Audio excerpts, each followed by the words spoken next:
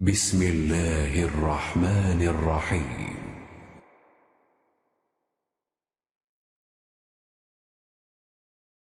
ابو برزہ فضلہ بن عبید رضی اللہ تعالیٰ عنہ نے کہا کہ نبی صلی اللہ علیہ وسلم صبح کی نماز اس وقت پڑھتے تھے جب ہم اپنے پاس بیٹھے ہوئے شخص کو پہچان لیتے تھے۔ صبح کی نماز میں حضور صلی اللہ علیہ وسلم 60 سے 100 تک آیتیں پڑھتے، اور آپ ظہر اس وقت پڑھتے جب سورج ڈھل جاتا، اور عصر کی نماز اس وقت کہ ہم مدینہ منورہ کی آخری حد تک نماز پڑھنے کے بعد جاتے، لیکن سورج اب بھی تیز رہتا تھا۔ نماز مغرب کا حضرت انس نے جو وقت بتایا تھا وہ مجھے یاد نہیں رہا، اور حضور صلی اللہ علیہ وسلم عشاء کی نماز کو تہائی رات تک دیر کرنے میں کوئی حرج نہیں سمجھتے تھے۔ پھر ابو المنہال نے کہا کہ آدھی رات تک مؤخر کرنے میں کوئی حرج نہیں سمجھتے تھے، اور معاذ نے کہا کہ شعبہ نے فرمایا کہ پھر میں دوبارہ ابو المنہال سے ملا تو انہوں نے فرمایا یا تہائی رات تک۔ صحیح بخاری حدیث نمبر 541۔ انس بن مالک رضی اللہ تعالیٰ عنہ نے فرمایا کہ جب ہم گرمیوں میں نبی کریم صلی اللہ علیہ وسلم کے پیچھے ظہر کی نماز دوپہر دن میں پڑھتے تھے تو گرمی سے بچنے کے لیے کپڑوں پر سجدہ کیا کرتے تھے۔ صحیح بخاری حدیث نمبر 542۔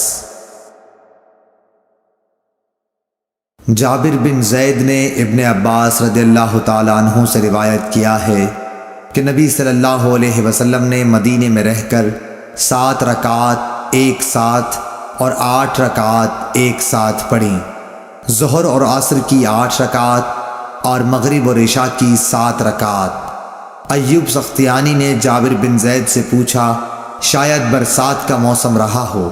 جابر بن زید نے جواب دیا کہ غالباً ایسا ہی ہوگا۔ صحیح بخاری حدیث نمبر 543۔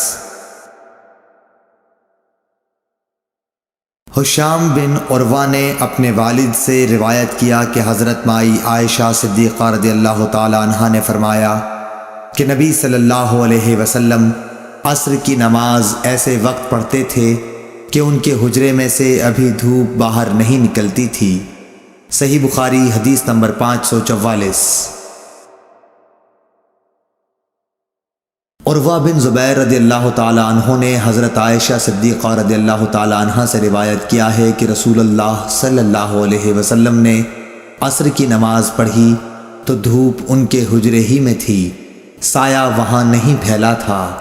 صحیح بخاری حدیث نمبر 545۔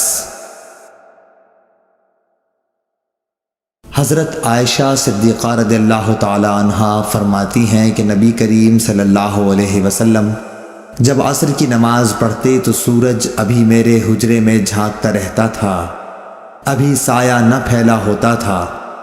امام بخاری کہتے ہیں کہ امام مالک اور یحییٰ بن سعید شعیب رحمہم اللہ اور ابن ابی حفصہ کی روایتوں میں ظاہری سے والشمس قبل ان تظہر کے الفاظ ہیں، جن کا مطلب یہ ہے کہ دھوپ ابھی اوپر نہ چڑھی ہوتی۔ صحیح بخاری حدیث نمبر 546۔ سیار بن سلامہ نے بیان کیا کہ میں اور میرے باپ ابو برزہ اسلمی رضی اللہ تعالی عنہ کی خدمت میں حاضر ہوئے۔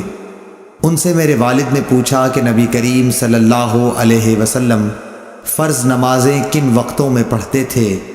انہوں نے فرمایا کہ دوپہر کی نماز جسے تم پہلی نماز کہتے ہو سورج ڈھلنے کے بعد پڑھتے تھے، اور جب عصر پڑھتے اس کے بعد کوئی شخص مدینے کے انتہائی کنارے پر اپنے گھر واپس جاتا تو سورج اب بھی تیز ہوتا تھا۔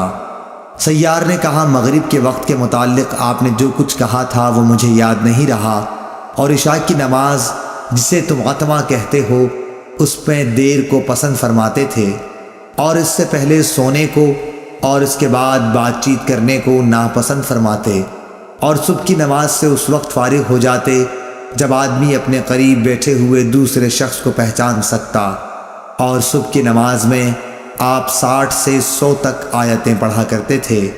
صحیح بخاری حدیث نمبر 547۔ اسحاق بن عبداللہ بن ابی طلحہ سے روایت ہے، انہوں نے حضرت انس بن مالک رضی اللہ تعالی عنہ سے اس حدیث کو روایت کیا۔ انہوں نے فرمایا کہ ہم عصر کی نماز پڑھ چکتے اور اس کے بعد کوئی بنی عمرو بن عوف قباء کی مسجد میں جاتا تو ان کو وہاں عصر کی نماز پڑھتے ہوئے پاتا۔ صحیح بخاری حدیث نمبر 548۔ ابو امامہ سعد بن سہل کہتے تھے کہ ہم نے عمر بن عبدالعزیز کے ساتھ ظہر کی نماز پڑھی، پھر ہم نکل کر حضرت انس بن مالک رضی اللہ تعالی عنہ کی خدمت میں حاضر ہوئے تو دیکھا آپ نماز پڑھ رہے ہیں۔ میں نے عرض کی کہ آئے مکرم چچا، یہ کون سی نماز آپ نے پڑھی ہے؟ فرمایا کہ عصر کی، اور اسی وقت ہم رسول اللہ صلی اللہ علیہ وسلم کے ساتھ بھی یہ نماز پڑھتے تھے۔ صحیح بخاری حدیث نمبر 549۔ انس بن مالک رضی اللہ تعالی عنہ نے فرمایا کہ رسول اللہ صلی اللہ علیہ وسلم جب عصر کی نماز پڑھتے تو سورج بلند اور تیز روشن ہوتا تھا، پھر ایک شخص مدینے کے بالائی علاقے کی طرف جاتا، وہاں پہنچنے کے بعد بھی سورج بلند رہتا تھا۔ ظاہری نے کہا کہ مدینے کے بالائی علاقے کے بعض مقامات تقریباً 4 میل پر یا کچھ ایسے ہی واقع ہیں۔ صحیح بخاری حدیث نمبر 550۔